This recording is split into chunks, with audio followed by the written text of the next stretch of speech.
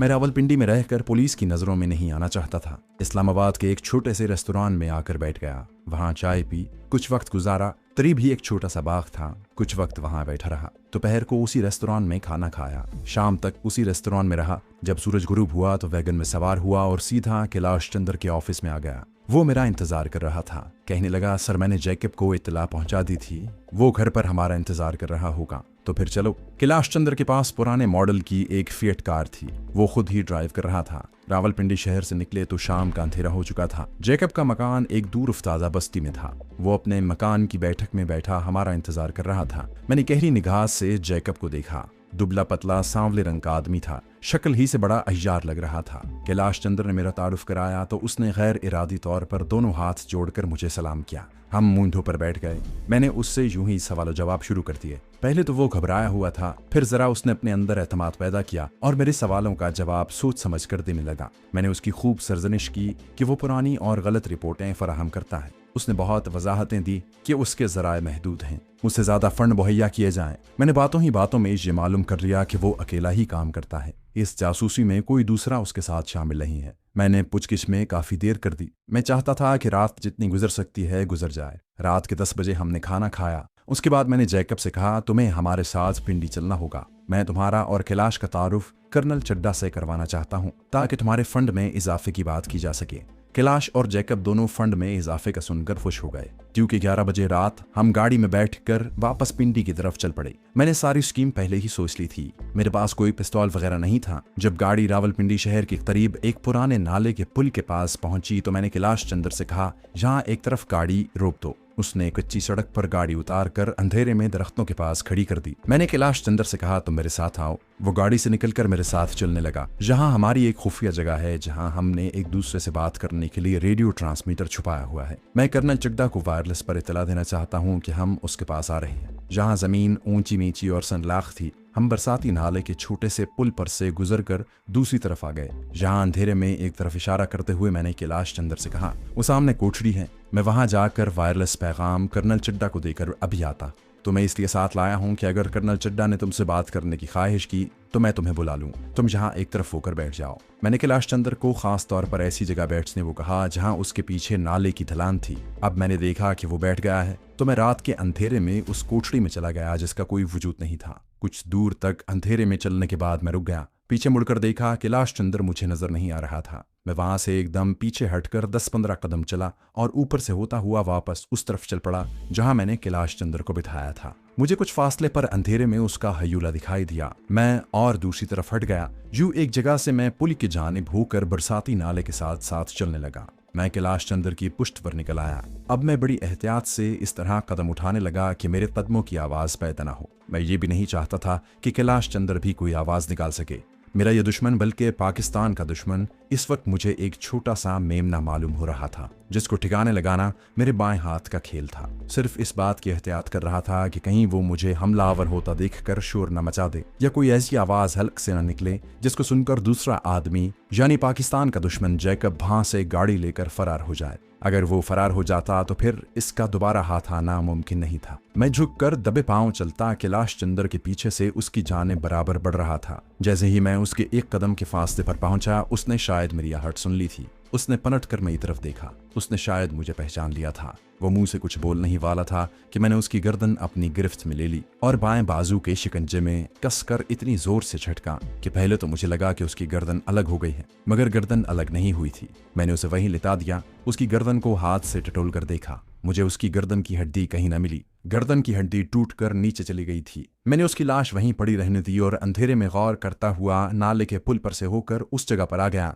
जहां जैकब गाड़ी में बैठा हमारा इंतजार कर रहा था। उसने मुझे अकेले आते देखा तो गाड़ी की खिड़की में से सर बाहर निकालते हुए पूछा, सर कैलाश बाबू कहाँ हैं? मैंने उसे कहा, वो कर्नल साहब के पास। तुम भी आ जाओ, कर्नल चड्डा ने तुम्हें भी बुलाया है। मैंने जैकब को ज्यादा दूर चलने की तकलीफ न दी। जैसे ही वो गाड़ी में से निकलकर 2 कदम आगे बढ़ा, मैंने पीछे से उसकी गर्दन में अपना बाजू डालकर ऊपर को खींचते हुए यक के बाद दीगरे 3 झटके दिए। वो भी मेरे बाजू में झूल गया। मैंने उसकी लाश भी वहीं जमीन पर अंधेरे में डाल दी और खुद फिएट गाड़ी में बैठकर उसे स्टार्ट करके वापस मोड़ा और रावलपिंडी शहर की तरफ सड़क पर डाल दिया।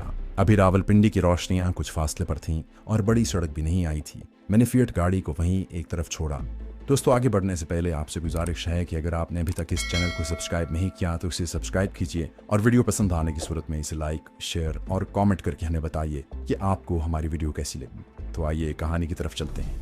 और खुद बड़ी सड़क पर आकर पिंडी शहर की तरफ चलने लगा। पीछे एक लारी शायद लाहौर से आ रही थी। मैंने उसे हाथ दिया। बस की रोशनी मुझ पर पड़ी तो ड्राइवर ने जरा आगे जाकर बस रोक ली। मैं उसमें बैठ गया और रावलपिंडी के बस स्टॉप पर उतर गया, जहां से मैं रेलवे स्टेशन पर आ गया। मुझे मालूम था कि रेलवे स्टेशन के करीब ही एक लारी अड्डा है, जहां से लारियां आज़ाद कश्मीर की तरफ जाती हैं। मगर ये लारियां दिन के वक्त चलती हैं। मुझे रात गुजारनी थी। मैं वहां से अपने होटल वाले कमरे में नहीं जाना चाहता था। वहीं स्टेशन के सेकंड क्लास वेटिंग रूम में आकर बैठ गया। 2-3 मुसाफिर पहले से वहां आराम कर रहे थे। एक बेद का दीवान खाली पड़ा था। मैं उस पर लेट गया। थोड़ी देर बाद मुझ पर गुनूद की तारी होने लगी तो मैं उठकर बाहर प्लेटफॉर्म पर आ गया। मैं सोना नहीं चाहता था। इस हालत में मेरा गाफिल होकर सो जाना मेरे लिए खतरे का बायस बन सकता था। प्लेटफॉर्म पर चाय का स्टॉल खुला हुआ था। मैंने वहां खड़े होकर चाय का एक गर्म कप पिया। नींद गायब हो गई। वहीं एक तरफ होकर सिगरेट पीते हुए टहलने लगा। मुझे आज़ाद कश्मीर की पहाड़ियों से सीज फायर लाइन क्रॉस करके मकबूजा कश्मीर पहुंचना था। इससे पहले मैं इस तरफ से कभी मकबूजा कश्मीर में दाखिल नहीं हुआ था। ख्याल था कि मैं अंदाजे से निकल जाऊंगा। पहाड़ियों में से निकलना मैदानी इलाके की निस्बत आसान होता है। यही एक रास्ता मेरे सामने था। किसी न किसी तरह मैंने काफी वक्त वहां गुजार लिया। सुबह 4 बजे बाहर आकर मालूम किया तो देखा कि एक लारी आज़ाद कश्मीर जाने के लिए तैयार हो रही थी। मैंने टिकट लिया और लारी में बैठ गया। यूँ समझ लें कि मैं किसी न किसी तरह पहाड़ियों, घाटियों और खाइयों में से होता हुआ पूरे एक दिन और एक रात में एक ऐसी जगह पहुंच गया जहां एक कश्मीरी किसान ने मुझे कश्मीरी जबान में बताया कि मैं मकबूजा कश्मीर में हूं। मैंने खुदा का शुक्र अदा किया। जहां से श्रीनगर पहुंचना आसान था। मैं उस इलाके का नाम नहीं बताऊंगा जहां मैं सीज फायर लाइन क्रॉस करने के बाद पहुंचा था। इस मकाम से श्रीनगर पहुंचने में मुझे मजीद 2 दिन लग गए। कोई लारी, बस वगैरह वहां नहीं थी।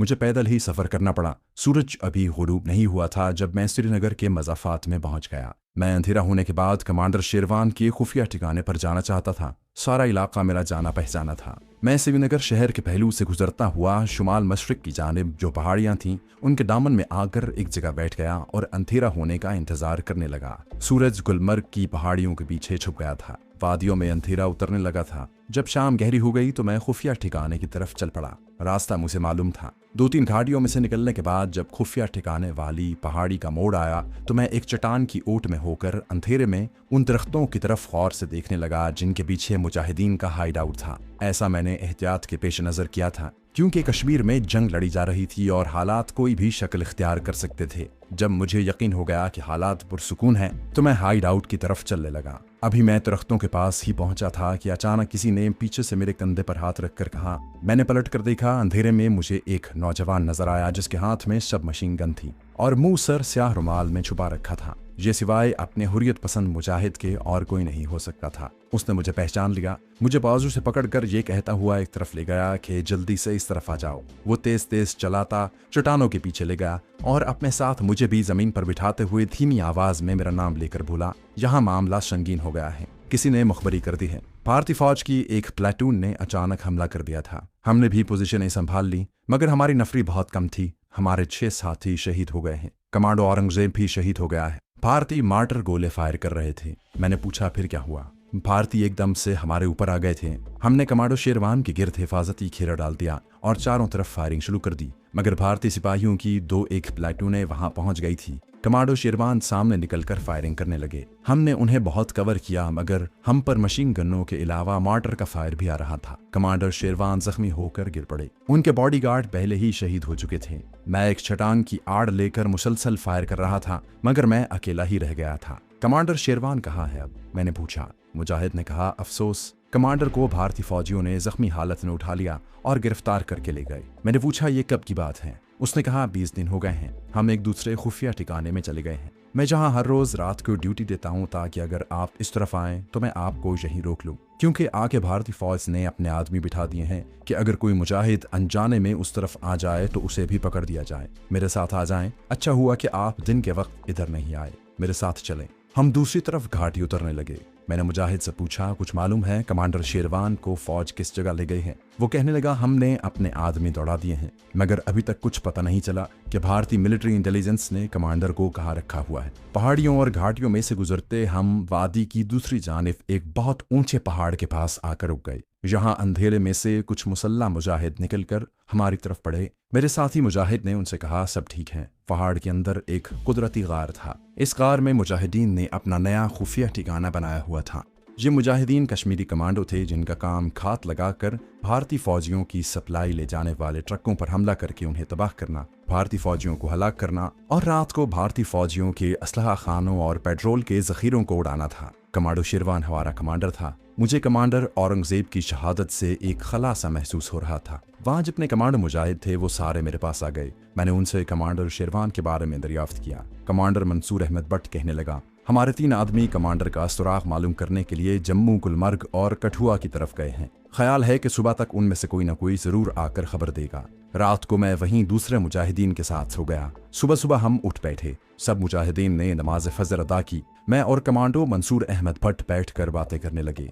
हमें कमांडर शेरवान के बारे में अभी तक कुछ मालूम नहीं था कि भारतीयों ने उसे जख्मी हालत में किस जगह रखा हुआ है। अभी तक हमारा कोई आदमी भी नहीं आया था। कमांडर मंसूर अहमद भट्ट कहने लगा, जहां तक मेरा ख्याल है कमांडर को ये लोग जम्मू इंटेरोगेशन सेंटर में ले गए हैं। इस इलाके में सबसे बड़ा यही इंटेरोगेशन सेंटर है। मैंने कहा, कमांडर शेरवान जख्मी है, भारतीय उस पर मजीद तशद्दुद कर रहे होंगे। हमें पता चल जाए तो हम कमांडर को अपनी जान की बाजी लगाकर वहां से निकाल लाएं। कमांडर मंसूर अहमद भट्ट के बारे में मुझे मालूम हुआ कि वो कई कमांडो ऑपरेशन कामयाब कर चुका है और उसने अब तक सैकड़ों भारतीय फौजियों को जहन्नम हासिल किया है। हमने सब्ज चाय के साथ नमकीन कुलचों का नाश्ता किया। दिन के 10 बजे के करीब अपना एक आदमी आ गया। उसने बताया कि कमांडर को भारतीय फौजी अमृतसर जेल में ले गए हैं। तुम्हारी इत्तला कहाँ तक दुरुस्त है? कमांडो मंसूर अहमद भट्ट ने उससे पूछा। मुजाहिद ने कहा, जिस आदमी ने मुझे बताया है उसने अपनी आंखों से कमांडर को अमृतसर जेल की फांसी की कोठरी में देखा है। कमांडर को जेल के अस्पताल में भी रखा गया था। जब गोली का जख्म ठीक हो गया तो उसे फांसी की कोठरी में बंद कर दिया गया। अमृतसर जेल के टॉर्चर सेल तो बड़े बदनाम हैं। वहां से कोई मुजाहिद जिंदा बाहर नहीं आता। एक मुजाहिद ने कहा, हमें अभी अमृतसर जेल की तरफ चल पड़ना चाहिए। चाहे हमारी जानें चली जाएं, हम रात को अटैक करके कमांडर को छुड़ा लाएंगे। मैंने कहा, मैं तुम्हारे जज्बात की कदर करता हूं, मगर हमें इस वक्त जज्बात से नहीं, अक्लमंदी और दूरअंदेशी से कोई मंसूबा बनाने की जरूरत है, वरना अपने कमांडर को बचाने की कोशिश में उल्टा हम भी वहां फंस सकते हैं। कमांडो मंसूर अहमद भट्ट ने मेरी तरफ मुतवज्जह होकर कहा, तुम हम में सबसे ज्यादा तजुर्बेकार हो, तुम्हारे ख्याल में हमें क्या करना चाहिए? मैंने कहा, मुझे सोचने का मौका दें, कोई ना कोई राह निकाल लेंगे। ये मैंने इन लोगों के लिए कह दिया था, वरना सोचने की कोई जरूरत नहीं थी। मुझे खुद कमांडो शेरवान की मदद के लिए अमृतसर जाना था। ये मैंने उसी वक्त सोच लिया था जब मुझे पता चला था कि कमांडर शेरवान को भारतीय फौजी अमृतसर ले गए हैं। लेकिन ये बात मेरी समझ में नहीं आई थी कि कमांडर शेरवान को भारतीय फौज ने पकड़ा है और वही उससे पूछगिछ भी करेगी। फिर उसे अमृतसर छावनी के बजाय अमृतसर जेल में क्यों ले गए थे? ये बात अमृतसर के रहने वालों को अच्छी तरह मालूम होगी कि अमृतसर शहर में एक छावनी भी थी, अगरचे इस नाम का कोई रेलवे स्टेशन नहीं था। जैसा कि हिंदुस्तान के अक्सर शहरों में फौजी छावनियों के अलग रेलवे स्टेशन होते हैं, जिस तरह अंबाला शहर और अंबाला छावनी, मेरठ शहर और मेरठ छावनी वगैरह, अमृतसर में छावनी जरूर थी मगर उसका कोई रेलवे स्टेशन नहीं था। ये छावनी शहर से मगरिब की जानिब वाक़ थी और शहर के बहुत करीब बल्कि शहर में ही थी। दूसरे शहरों की छावनियों का कोई पला शायद ही हो, मगर अमृतसर छावनी का एक तला भी था और छावनी किले के अंदर ही थी कि इस किले के बाहर एक रेतला बगैर घास के मैदान था जिसको किले की परेड कहते थे। बचपन में हम मुजेठे से अमृतसर शहर में जब आए थे तो इस मैदान में दूसरे लड़कों के साथ फुटबॉल और गिल्ली डंडा खेलते थे। पाकिस्तान बनने से पहले इस किले में गोरों की पलटनें रहा करती थीं। ये किला अमृतसर के हाथी दरवाजे के आगे लाहौरी दरवाजे के बाहर जो सड़क रेलवे के पुल रेगू ब्रिज की तरफ जाती है उसकी एक तरफ था। आगे जीटी रोड थी जो लाहौर को जाती थी, जहां तले से चंद फरलांग के फासले पर सड़क के पार एक छोटा सा सिनेमा घर था जो गोरे फौजियों के लिए बनाया गया था और जहां अंग्रेजी फिल्में चला करती थीं। अंग्रेजों के जाने के बाद जहां इंडिया की फौज रहने लगी थी और इस सिनेमा घर में अंग्रेजी के अलावा भारतीय फिल्में भी चलने लगी थी। इस सिनेमा हाउस के पीछे खेत थे और इन खेतों में सिखों के खालसा कॉलेज की पुरानी तर्ज की शानदार इमारत थी। अमृतसर में अपना एक मुजाहिद पहले से लाहौर की जानिब जाती सड़क यानी जीटी रोड पर एक इंडियन सिनेमा हाउस के करीब दायमगंज की बस्ती में दुकान करता था, जिसका जिक्र पहले कर चुके हैं। दायमगंज में क़याम पाकिस्तान से पहले मुसलमान रहा करते थे, मगर पाकिस्तान बना तो उनमें से अक्सर मुसलमान घरानों को हिंदुओं ने शहीद कर दिया। जो बाकी बचे वो जाने बचाकर पाकिस्तान चले गए। अब इस बस्ती के मकानों में ज्यादातर सिख शरणार्थी आबाद थे। इस बस्ती में हमारा आदमी हिंदू बनकर दुकान करता था। ये मुजाहिद फोटोग्राफी की दुकान करता था। ये मैंने फर्जी तौर पर कह दिया था, हकीकत में उसका काम कुछ और था। कुछ देर बाद जब मैंने कमांडो मंसूर अहमद भट्ट को बताया कि कमांडर शेरवान को भारतीय कैद से आज़ाद कराने के लिए मैं खुद अमृतसर जाऊंगा, तो वो बोला कि मैं भी तुम्हारे साथ जाऊंगा।